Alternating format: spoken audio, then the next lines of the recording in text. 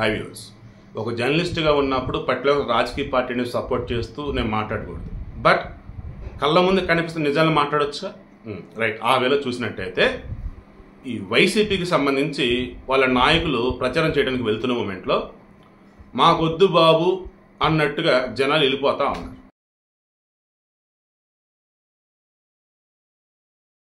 మొన్నటి వరకు కూడా సిద్ధం సభలను పెడితే జనాలను బలవంతంగా తీసుకెళ్లారు. అక్కడి నుంచి కూడా జనాలు వెళ్తున్నటువంటి దృశ్యం మనం చాలా చూసాం. ఇప్పుడు జగన్మోహన్ రెడ్డి వచ్చేసి మేమంతా సిద్ధం అంటూ ఒక బస్సు యాత్రతో చేస్తూ ఉన్నారు. అది కాస్త తుస్యాత్ర అయిపోయింది. జనాలు ఎవరూ లేరు, ఒకవేళ ఉన్నా సరే ఇంక తప్పనిసరి ఉంటూ ఉన్నారు కరుడు కట్టినటువంటి వైసీపీలు అని చెప్పేసి అంటున్నారు.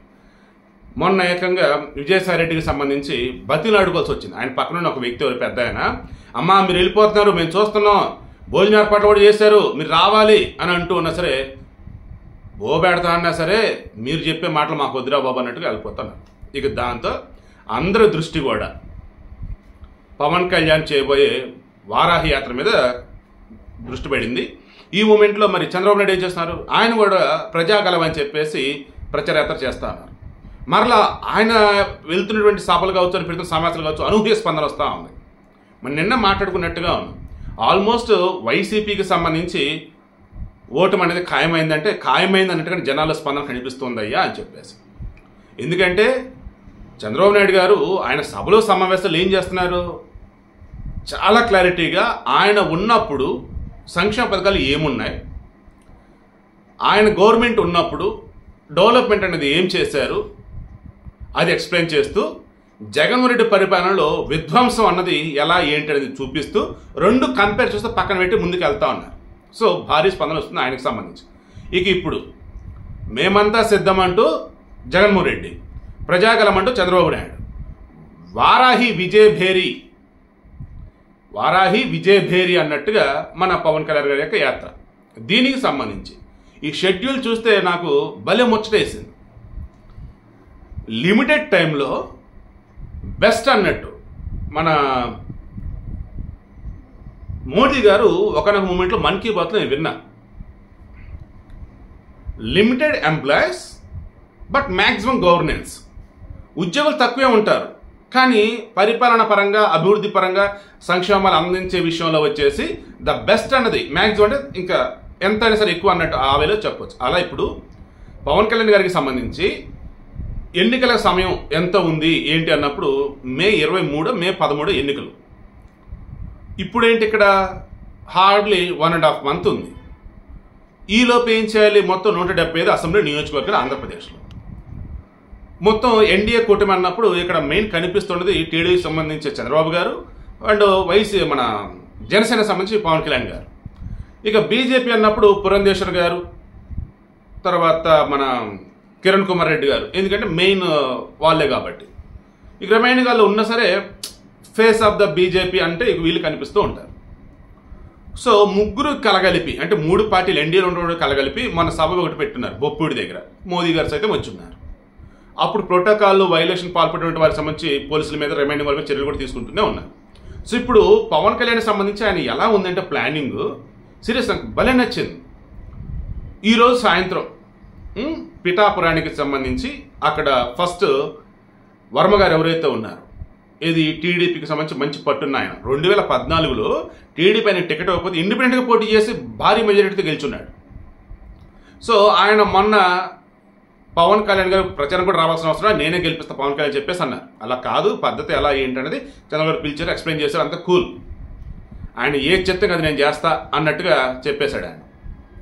ఇప్పుడు చంద్రబాబు గారు ఆయనకి చెప్పాల్సినవన్నీ కూడా చెప్పున్నారు. పవన్ కళ్యాణ్ గారిని ఎంత మెజారిటీతో గెలిపించుకోవాలి ఏంటి అని చెప్పేసి వర్మ గారికి ఇవ్వాల్సిన గైడెన్స్ ఇచ్చున్నారు. అండ్ వర్మ గారికి లోకల్గా ఉన్నటువంటి కార్యకర్తలను ఎలా సమన్వయం చేసుకుని ముందుకెళ్ళాలి, జనసేన వాళ్ళని, టీడీపీ వాళ్ళని, బీజేపీ వాళ్ళని చెప్పేసి ఆయనకు క్లారిటీ ఉంటుంది. ముందు ఆయన్ను వెళ్ళి కలిసి ఏం చేద్దాం ఏంటి అన్నది డిస్కస్ చేసి, ఇంకెక్కడ మనస్పాతులు ఉంటే అవన్నీ తొలగించేసుకొని నెక్స్ట్ ఇంకా ప్రచారం. దానికన్నా ముందు శ్రీపాద వల్లభుని యొక్క దేవాలయం ఆశీస్సులు, సో ఆ మహానుభావునికి సంబంధించే ఆశీస్సులు పుణ్యక్షేత్రంలో. ఇక ఆ తర్వాత లోకల్గా ఉన్నటువంటి జనసేన వాళ్ళు, టీడీపీలు కలగలుపుకొని సాయంత్రం ఒక మీటింగ్. ఇలా రేపు 1వ తారీఖు వరకు పిఠాపురంలోనే. చూడండి, ప్రతి నియోజకవర్గం కూడా ఎలా అంటే మన జగన్మోహన్ రెడ్డి గారు కానీ 5 ఏళ్ళు పరిపాలన చేస్తున్నా తాడేపల్లి ప్యాలెస్ నుంచి రాకుండా జనాలకు ఒకవేళ వస్తే పరదాలు కడుతూ, ఒకవేళ అక్కడ పక్కన ఉన్న ఊరికి వెళ్ళాలని హెలికాప్టర్లు వెళ్తూ, వెళ్ళామా వచ్చామా బట్ట నొక్కామా ఇలా ఉన్నారు కదా. ఇప్పుడు ఈ బస్సు యాత్ర మేమాత్రం సిద్ధం కూడా ఏం చేస్తున్నారు, ఆ బస్సు ఆ కాసేపు ఆ రూట్ ఇంకా అంతే. బట్ పవన్ కళ్యాణ్ అలా కాదు, పిఠాపురంలో స్టార్ట్ చేస్తే నెక్స్ట్ తెనాలి. ఎలా అంటే ఎక్కడ చూసినా ఎన్డీఏకి సంబంధించిన వాళ్ళు కనిపించాలి.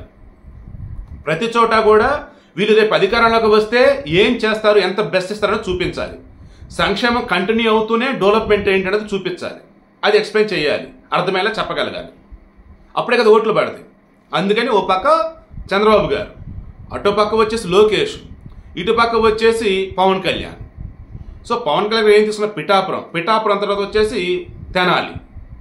పిఠాపురం వచ్చేసి అక్కడ తూర్పుగోదావరి జిల్లా, ఇక్కడ వచ్చేసి మన తెనాలి వచ్చేసి గుంటూరు, హెలికాప్టర్ ధర అన్నట్టు. సో వెళ్ళి మరలా అక్కడ ఉండి ఒక్కొక్క నియోజకవర్గంలో 2 రోజులు 2 సమావేశాలు, ఒక భారీ బహిరంగ సభ. దెన్ అక్కడి నుంచి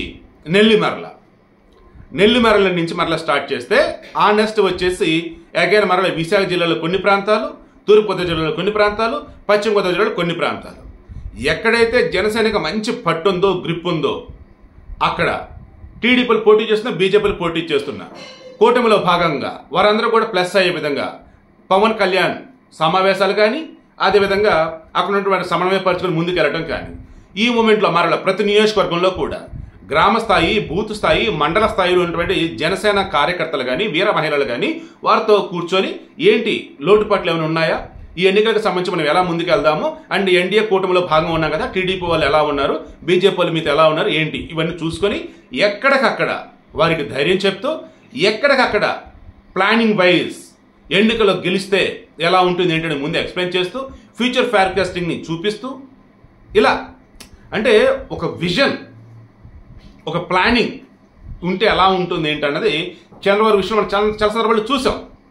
ఇప్పుడు పవన్ కళ్యాణ్ గారు దానిని పర్ఫెక్ట్ వేలో ముందుకు తీసుకెళ్తా ఉన్నారు ఆయన యొక్క ఐడియాలజీతో. బట్ వైసీపీ వాళ్ళది ఎలా ఉంది, గుడ్డెది చేలో పడ్డాడు, కొట్టుడో వరుసగా అన్నట్టు. జనాలు వచ్చేసి ఏమంటారు, ఆల్రెడీ విని ఉన్నాం, ఇవి తప్ప కొత్తగా ఏం లేదురా బాబు అని. మీరు చేయలేదు బట్ చేసామని చెప్తా ఉన్నారు, కళ్ళ ముందు కనిపిస్తూనే ఉన్నాయి, వద్దు బాబు అని చెప్పేసి అందుకే బస్సు ఎత్తగత తుస్యాత్ర అయింది. బట్ ఇక్కడ పవన్ కళ్యాణ్ కానీ, చంద్రబాబు కానీ, లోకేష్ ఏం చెప్తున్నారు, గతంలో ఏం చేస్తున్నాం, ఇప్పుడు ఏం చేయాలి, ఈ జగన్మోహన్ రెడ్డి పరిపాలనలో అసలు ఏం జరిగింది, జాబ్ క్యాలెండర్ ఎక్కడ, మద్యపాన నిషేధం ఎక్కడ, మెగా డిఎస్సి ఏది, అండ్ పొలం కంప్లీట్ అయిందా, రాజధాని సంగతి ఏది, రోడ్లు ఏవి, ప్రాజెక్టులు ఏవి, ఒక్కటంటే ఒక్కటి కూడా ఇదిగో సవ్యంగా చేశాడని చెప్పడానికి ఏమీ లేవు. మధ్యలో మరలా వాలంటీర్లకు సంబంధించేసి వారికి మెరుగైనటువంటి ఉపాధి కల్పించే విధంగా, వాళ్ళకందరూ నిలబడే విధంగా ఎక్స్ట్రాడినరీ వేలో ప్రతి ఒక్కళ్ళు ఆంధ్రప్రదేశ్లో ఉన్నటువంటి వాళ్ళు చదువుకునే వాళ్ళు చదువుకోవాలి, ఉద్యోగాలు చేసుకుని నిరుద్యోగులు అనే వాళ్ళు వచ్చేసి నోటిఫికేషన్లు చంద్రబాబు చాలా క్లియర్గా చెప్పారు. వన్స్ మన గవర్నమెంట్ ఫామ్ అయిన తర్వాత సంతకం అంటూ పెడితే మొదటి ఫైల్ మెగా డిఎస్సి అన్నారు. నో డౌట్ అందులో మాత్రం, ఎందుకంటే ఆల్రెడీ వేకెన్సీస్ ఎన్ని ఉన్నాయి ఏంటి మొత్తం దగ్గర పెట్టుకున్నారు. సో నేను చెప్తే నెంబర్ ఆఫ్ అన్ని. సో ఈ వీడియో ఇక్కడ కంక్లూడ్ చేస్తున్నాను సింపుల్గా.